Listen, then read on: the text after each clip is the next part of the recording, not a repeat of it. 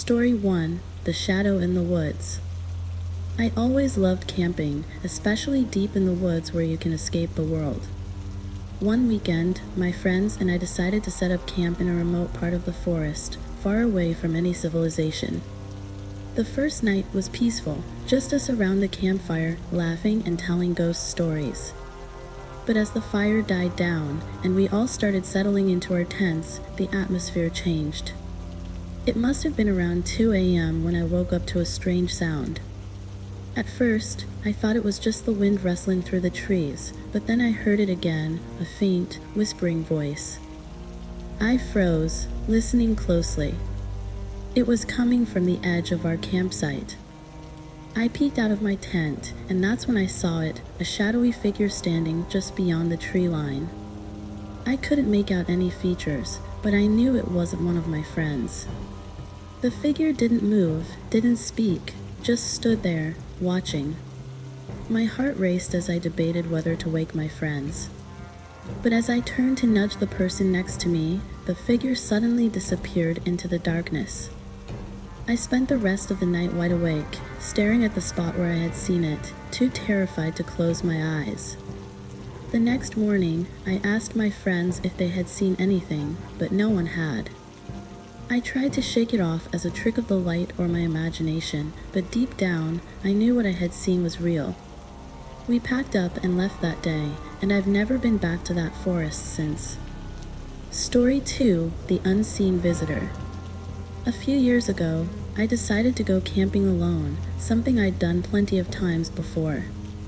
I picked a spot near a small, secluded lake in the middle of a dense forest. The first day was perfect, sunny, quiet, and peaceful. I set up my tent, made a fire, and spent the evening relaxing by the water. As night fell, I climbed into my tent, ready for a good night's sleep. But around midnight, I woke up to the sound of footsteps outside my tent.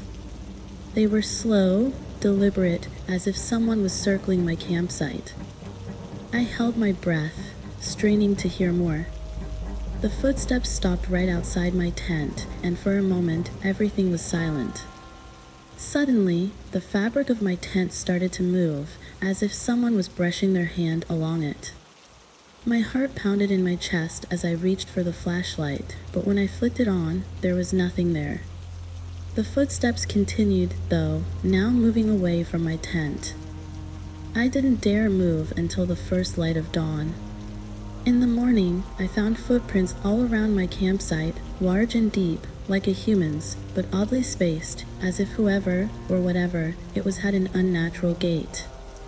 I packed up immediately and left, and to this day, I have no idea who or what was out there with me. Story 3: The Lost Camper.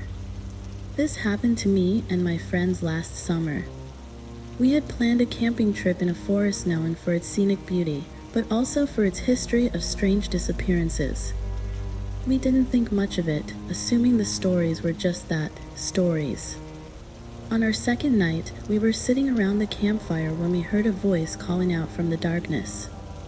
It sounded like a woman, pleading for help. We immediately grabbed our flashlights and started searching. We followed the voice deeper into the woods, calling out to her, but the more we searched, the more it felt like we were being led away from our campsite. Finally, we reached a small clearing, and the voice suddenly stopped. We shone our flashlights around, but there was no one there. We decided to head back, but as we turned around, we realized we were lost. The path we had taken seemed to have vanished. Panic set in as we tried to find our way back, but no matter which direction we took, we ended up right back in that same clearing. The temperature dropped suddenly, and a thick fog began to roll in. That's when we saw her, a figure standing at the edge of the clearing, just barely visible through the fog. She was pale, almost translucent, with a look of sorrow on her face. We froze, unable to move or speak, as she raised her hand and pointed toward a narrow trail we hadn't seen before. We took the hint and ran down the path as fast as we could. After what felt like hours, we finally stumbled back into our campsite. We packed up and left immediately, and as we drove out of the forest, we passed a faded sign, "In memory of the lost camper, 1972. We never spoke of that night again. Story 4, The Silent Forest. I've always been a fan of hiking and camping, but there's one trip that still haunts me to this day. It was supposed to be a short weekend getaway in a forest known for its beautiful trails and wildlife. I was alone, enjoying the solitude, when I stumbled upon an area where the trees were oddly spaced and the ground was covered in thick moss. It was eerily silent, not even the sound of birds. I set up my tent in the clearing, thinking it was a perfect spot to spend the night. But as soon as the sun set, the silence became oppressive. There were no sounds, no crickets, no wind, nothing. It was as if the forest was holding its breath. I started to feel uneasy, like I was being watched, but I couldn't see anything unusual. Around midnight, I heard a rustling noise outside my tent, followed by a low growl. I grabbed my flashlight and slowly unzipped the tent, expecting to see a wild animal. But when I looked outside, there was nothing there, just the dark, silent forest. I decided to pack up and leave, but as I was gathering my things, the growling returned, this time much closer. I shined my flashlight into the trees, and that's when I saw it, two glowing eyes staring back at me from the darkness. They were too high off the ground to be an animal's, and they didn't blink or move. I didn't wait to find out what it was. I grabbed my backpack and ran as fast as I could, not stopping until I reached my car. I've never felt so much fear in my life, and I haven't been back to that forest since. Story 5, The Vanishing Campsite. A couple of years ago, my boyfriend and I decided to go on a weekend camping trip in a forest that was known for its beauty and seclusion. We drove deep into the woods until we found the perfect spot, a small clearing surrounded by tall, ancient trees. The first night was peaceful, but on the second night, things took a strange turn. We had just finished dinner and were sitting by the fire when we both noticed something odd. The air around us felt heavy, almost suffocating, and the usual sounds of the forest had gone completely silent. Suddenly, we heard a distant humming sound, like someone was singing a lullaby far off in the trees. We looked at each other, confused, and decided to investigate. As we walked away from our campsite, the humming grew louder, but we couldn't pinpoint where it was coming from. After about 10 minutes of searching, we decided to head back, but when we turned around, our campsite was gone. The clearing where we had set up camp was just not there. In its place was a dense thicket of trees and underbrush, as if the clearing had never existed. Panic set in as we frantically searched for any sign of our camp. After what felt like hours, we finally stumbled back into the clearing, but everything felt wrong. Our tent and gear were there, but the atmosphere was thick with unease, like we had crossed into another world. We didn't sleep at all that night, and as soon as the sun came up, we packed up and left.